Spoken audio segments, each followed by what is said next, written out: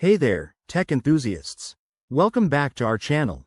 Today, we're tackling a super practical topic: how to share a SharePoint site with external users in 2025. Whether you're a business pro collaborating with clients or a team leader working with partners, knowing how to securely share your SharePoint sites can save you time and boost productivity. Let's dive right in. First things first, make sure your SharePoint environment is up to date. In 2025, Microsoft has made external sharing even more seamless, but you need to enable it.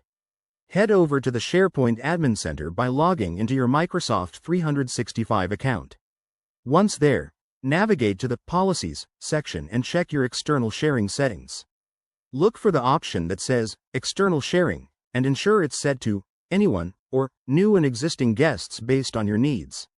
This is crucial for allowing outside users to access your site. Now, let's get to the sharing part.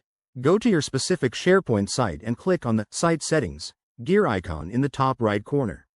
From there, select Site Permissions under the Users and Permissions category.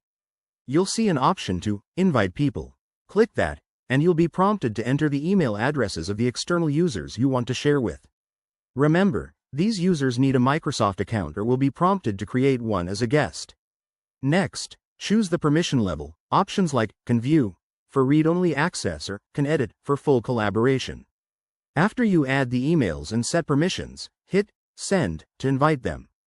They'll receive an email with a link to access the site.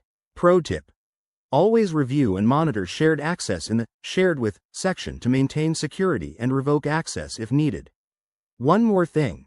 In 2025, Microsoft emphasizes data protection, so consider enabling multi-factor authentication for external users to prevent unauthorized access. It's a game changer for keeping your data safe.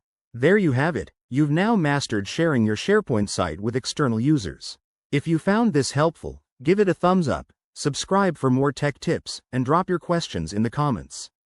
Thanks for watching, and see you in the next video.